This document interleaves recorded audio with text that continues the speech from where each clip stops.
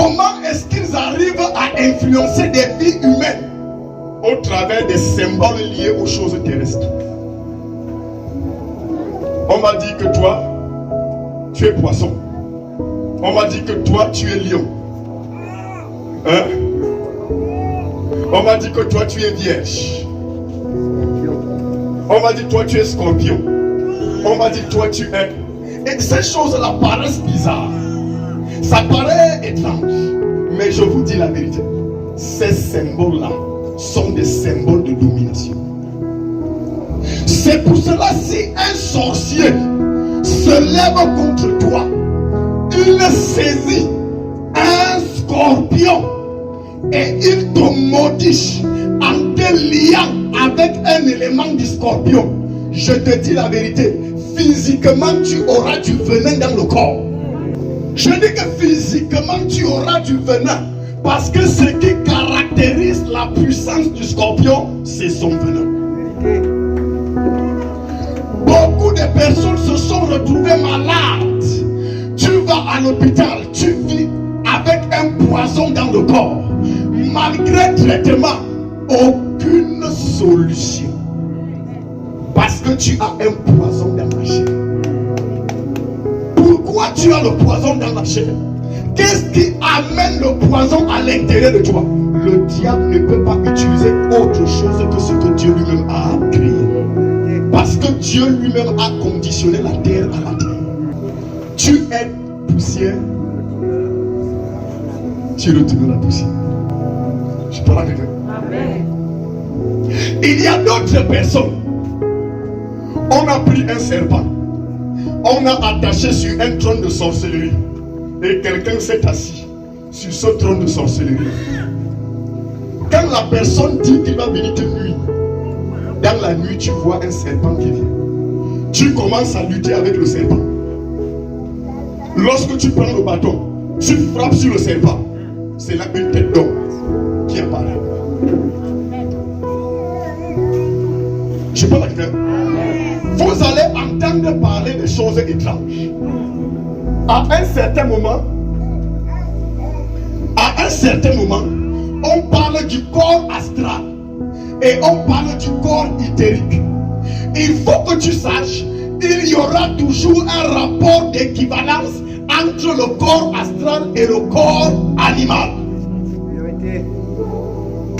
Il y aura toujours une règle d'équivalence. Pourquoi? Parce que la terre sera toujours parallèle avec le ciel. Rien ne peut toucher ta vie et la détruire si elle n'a été conditionnée au préalable par un élément terrestre. L'homme aura pour ennemi les gens de sa propre maison.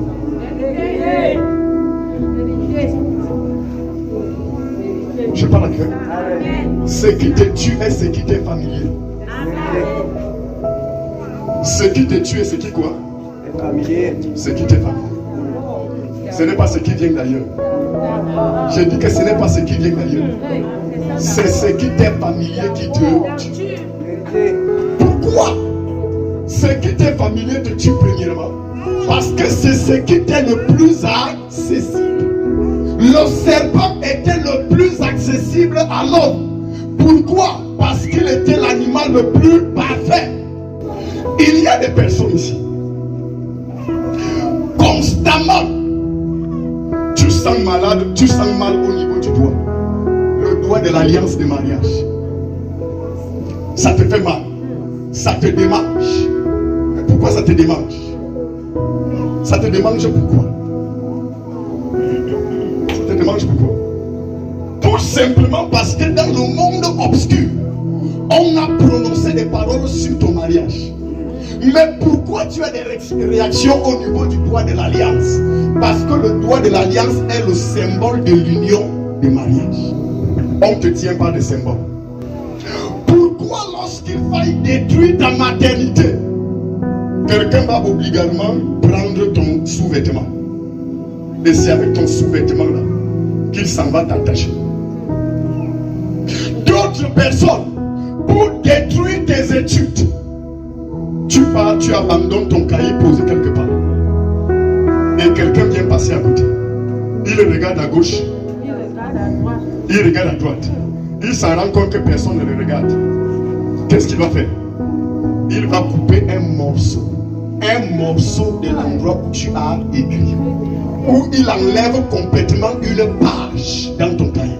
Et il sélectionne une page où ta main a écrit dessus. En d'autres sens, il a enlevé une part dans ton cursus scolaire.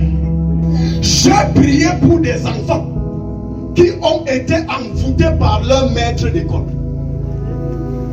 Je vous dis la vérité. Les maîtres d'école, professeurs, les maîtresses, elle prend les cahiers des enfants pour dire qu'elle va corriger à la maison. Elle prend les cahiers, elle passe s'asseoir. Vous savez que son identité spirituelle est comment? Est-ce que tu sais que tout ce que tu touches physiquement reste lié avec ton âme et ton esprit? Je dis tout ce que tu touches physiquement est en contact avec ton âme et ton esprit. Pourquoi je le dis? Il y a ce qu'on appelle la fibre d'or ou encore la fibre de vie. C'est quoi la fibre de vie? Les personnes qui sont poussées dans la science exotérique, ils vont vous faire comprendre qu'il y a un lien qui unit le corps, l'âme et l'esprit, qu'on appelle la fibre de vie ou la fibre d'or. Dans la mythologie égyptienne, les Égyptiens ont représenté le dieu de la mort, qu'on appelle Anubis. Et Anubis a une tête de chien. Pourquoi est-ce qu'on utilise la tête de chien sur le gardien de la porte du séjour des morts? Parce que dans le règne physique, le chien est un gardien. Je parle à quelqu'un. Amen. C'est pour cela que vous allez voir, même lorsque Dieu lui-même veut élever un roi en Israël, pourquoi le roi qui plaît à Dieu, qu'on appelait David, pourquoi est-ce que Dieu va dire, pour oindre David roi, il faut utiliser une corde? Pourquoi? Oh, quel rapport peut-il y avoir entre la corne qui est naturelle et l'autorité divine qui doit s'asseoir sur David? Pourquoi Dieu se sent-il lui-même conditionné à utiliser un élément naturel? C'est pour ça que je vous dis, l'église d'aujourd'hui a péché quelque part. Parce que l'église d'aujourd'hui est une église riche en doctrine, en religiosité, mais pauvre en spiritualité.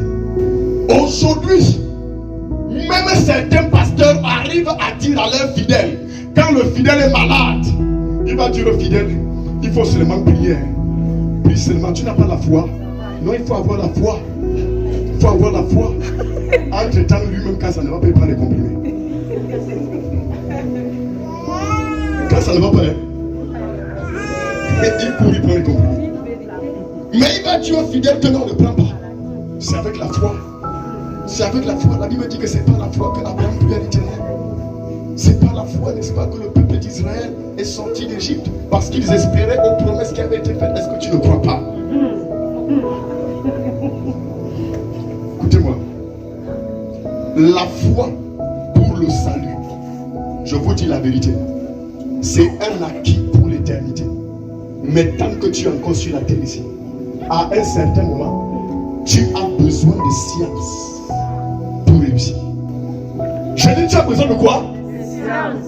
À un certain moment, tu n'as pas besoin de foi, tu as besoin de science. Et c'est pour cela que le Seigneur va dire, vous connaîtrez la vérité et la vérité vous rendra libre. La vérité n'est pas seulement Jésus. Je parle à quelqu'un. Mais c'est tout ce qui concerne les œuvres de Jésus. La vérité n'est pas seulement liée à la personne de Jésus. Il est le sauveur du monde, le Fils de Dieu. Mais la vérité est aussi liée aux œuvres qu'il a faites. Quels sont les mystères de ces œuvres? Quelles sont les sciences cachées de ses œuvres? Si tu ne pèses pas encore la science cachée de l'œuvre de quelqu'un, tu ne peux pas dire que tu connais la personne. C'est alors que vous allez vous en rendre compte que le vrai christianisme est presque la sorcellerie. Dans la sorcellerie, on renforce les puissances avec quoi? C'est pas avec le sang. C'est pas avec le sang. C'est pas en buvant le sang. Et dans le christianisme, on renforce, c'est pas avec le sang. Et on ne mange pas la chair. Il veut guérir quelqu'un. Il prend la poussière. Il met sa salive.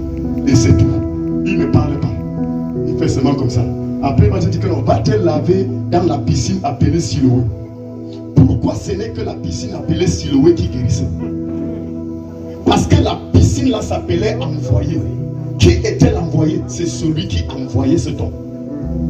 Donc en fait, la piscine là est un corps matériel représentant Jésus, le symbole. Donc ça veut dire que la piscine de Siloé est une représentation matérielle de Jésus. D'où il faut faire attention avec la nature. Il y a des lieux naturels où des esprits se sont incarnés. Ces milieux naturels sont devenus esprits. Quand le satanisme s'installe dans une forêt, regardez bien la forêt là, à un certain moment, même les arbres commencent à épouser les formes animales. C'est là où vous confirmez que l'activité démoniaque qui se trouve dans cette forêt est dangereuse.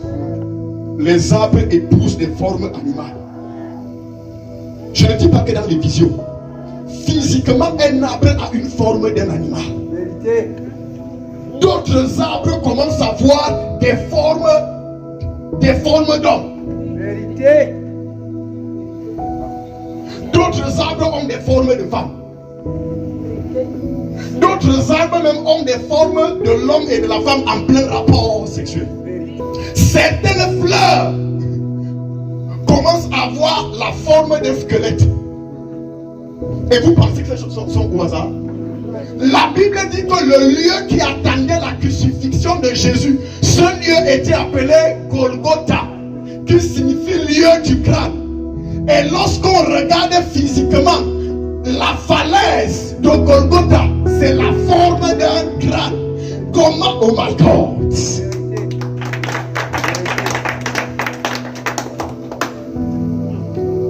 Comment est-ce que Golgotha, qu'on appelle lieu du crâne, pourquoi est-ce qu'on appelle lieu du crâne?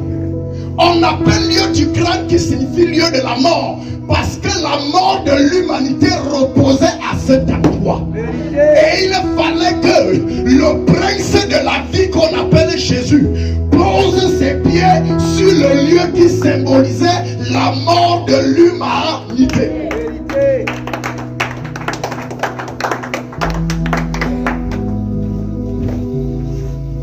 L'esprit de la mort régnait à Golgotha, au point où même la terre a commencé à ressembler à un squelette. Vous avez vu la sorcellerie?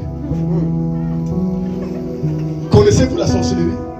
Jusqu'à on appelle Golgotha, lieu du crâne. Parce que l'endroit là ressemblait au crâne. Et par conséquent, les morts condamnés étaient attirés vers cet endroit. On les livrait à cet endroit. Pourquoi est-ce qu'on les livrait à cet endroit? Parce que l'esprit de la condamnation était assis à Golgotha. C'est pour cela qu'il fallait que Jésus pose ses pieds à Golgotha. À Golgotha, le lieu du crâne. La terre commence à ressembler au crâne. Je vais te dire une chose. Même la sorcellerie peut devenir visible sur quelqu'un. Lorsqu'on te maudit et qu'on dit que tu seras misérable, la misère va commencer à se dessiner sur toi. Même ton visage devient misère, tout comme la terre de Golgotha est devenue crâne. Tu commences à refléter la misère. l'esprit qu'on a projeté sur toi. Je dis à quelqu'un ce soir, pendant les 4 jours de ce programme, toute sorcellerie organisée dans nos maisons, nous allons mettre fin à ça. Je dis, nous allons mettre fin à ça. Au nom souverain de Jésus-Christ. C'est quoi cette affaire? Il y a un arbre dans les forêts. Et cet arbre-là a des bosses. Les bosses comme ça. Les bosses, surtout le tronc. Et certains sorciers, pour te lancer ce qu'on appelle les ya, on va prendre la racine de cet arbre. Et c'est avec ça qu'on va faire des imprécations et prononcer ça sur toi. Ils finissent de faire une pile, ils prennent l'eau de ça, ils prononcent des paroles, ils crachent en prononçant ton nom. On prend cette eau et on part là où tu traverses. C'est là où on verse ça. Et automatiquement, tes pieds commencent à devenir l'image de l'arbre. Avec des bosses. Tu commences à avoir du pu à l'intérieur. Beaucoup ont été détruits comme ça. Je dis beaucoup ont été détruits de cette manière. Mais je dis à quelqu'un, pendant les 4 jours de ce programme, nous allons entrer dans leur science. Nous allons récupérer ce qui fait leur force. Et nous allons commencer à l'exercer contre eux-mêmes. Dieu a regardé à l'Égypte. Il a vu sur quoi l'Égypte était assise. Il a compris que l'Égypte était assise sur le serpent. Et il a dit, puisque l'Égypte est assise sur le serpent, il faut que j'utilise une force relative au serpent. Il envoie Moïse avec la parole et avec le serpent. Je viens dire à quelqu'un, quel qu'en soit l'animal qu'on a utilisé et qui t'apparaît toutes les nuits, cet animal te poursuit. Je ne sais pas si c'est un lion, mais je vois le lion de la tribu de Juda en train de se lever à partir de ce soir. Ce lion va être dévoré au nom souverain de Jésus. Ma Bible me dit, ils ont envoyé les serpents contre Israël. Mais la même nuit, l'Éternel est apparu à Moïse. Il a dit à Moïse, ton bâton deviendra un serpent. Je commande au nom de Jésus, la parole que tu vas libérer ce soir va devenir un serpent violent. My God. Ce serpent va avaler les serpents de la sorcellerie. Je vois des gens ici, ils sont poursuivis par des serpents. Toutes les nuits tu dors, c'est le serpent que tu vois. C'est le serpent bois que tu vois. Il y a des personnes, tu es couché sur ton lit et tu vois un serpent. Et souvent tu as l'impression qu'il y a un serpent qui marche sur ton corps. Je parle à quelqu'un ce soir. Cette sorcellerie prend part. Je dis ça prend fin. Quelque chose va se passer ce soir. Je dis quelque chose va se passer ici. Ça va se passer ici. Ça va se passer ici. Oh my God. Oh my God. Oh my God.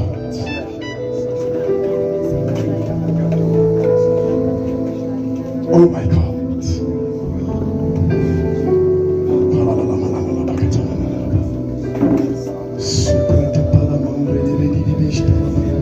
Élève ta main. Commence à parler à Dieu.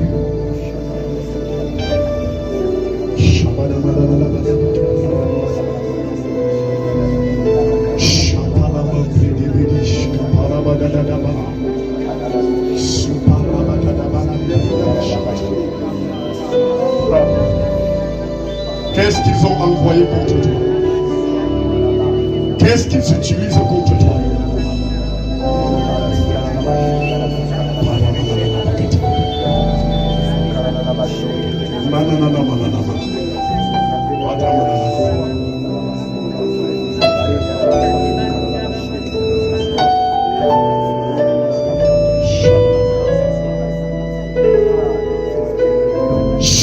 marché dans les brousses de l'Est. J'ai travaillé à Abombam. Et à Abombam, il y a une sorcellerie qu'on appelle le Bati. Il y a une sorcellerie qu'on appelle quoi? Le Bati. Et c'est l'une des sorcelleries les plus redoutables. Kemaka. On appelle ça le Bati. Et comment est-ce qu'on travaille le Bati? Je vais dire à quelqu'un. Ils prenaient des bambous. Ils attachent. Selon le nombre de jours qu'ils te donnent. Ils attachent. Et quand ils attachent, ils vont prendre quelque chose. Soit un balai, un morceau de balai. Ils envoient dans les trous. Et dans les trous de terre, il y a souvent un insecte là qu'on pêche souvent dans la terre. Et avec lequel on passe souvent jeter dans l'eau pour pêcher le poisson. Ils vont retirer cet insecte là. Et ils attachent cet insecte là à... Ils le prennent, il y a une qualité d'herbe. On marche souvent sans boire du bouquet. Ça pousse comme le gazon. Ils prennent ça, ils lient à ça et ils attachent. Et en attachant là, ils attachent avec le fil noir. Pourquoi ils utilisent le fil noir? C'est la mort.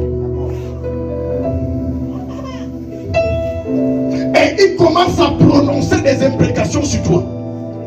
Et à un certain moment, tu commences à voir exactement comme cet animal. Tu commences à faire comme l'épilepsie. Tu commences à faire comme l'épilepsie. Je vais dire à quelqu'un. Vous savez, il y a certaines femmes. Lorsque la femme est enceinte, on gâte les grossesses de certaines femmes. Une maman part en brousse et elle va chasser. Lorsque son mari et elle attrapent un lièvre, il y a une catégorie de lièvres. On appelle ça ojoy. Ça les mains se patte comme ça.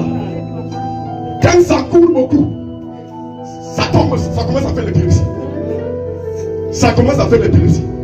Et quand ça commence à faire l'épilepsie comme ça, c'est comme ça que ça meurt. Beaucoup d'enfants dans le ventre ont été gâtés parce que quelqu'un est allé prendre le joy et il a fait des imprécations et après il a préparé. Il prend ça, il donne à ta mère quand tu es dans le ventre. Tu nais avec une maladie d'épilepsie.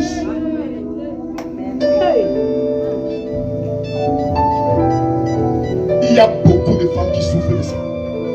Beaucoup d'enfants souffrent de ça. Je vous dis la vérité. Ce soir, nous allons casser ça. Amen. Je dis nous allons casser ça. Amen. Je dis nous allons casser ça. Amen. Je dis que nous allons casser ça ce soir. Amen. Je parle aux hommes armés. Les hommes en tenue. Ta première affectation, la première arme de service qu'on te donne. Fais attention. Fais attention. Il y a des armes maudites. Il y a des armes comment? Maudites. Quelqu'un qui a été maudit pendant toute sa carrière. On prend son arme, on te donne. Tu vas porter la continuité de sa carrière professionnelle. Tu vas finir comme il est fini. Je te dis la vérité. Parce que l'arme est un symbole de pouvoir.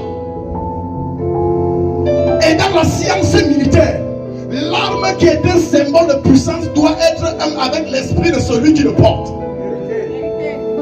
Comme l'arme qu'on te donne, cette arme-là a une vie passée. Et si cette vie est une vie de malédiction, toi le jeune soldat qui va porter cette arme sur toi, tu vas continuer à vivre la même chose. Tu vas finir comme son prédécesseur.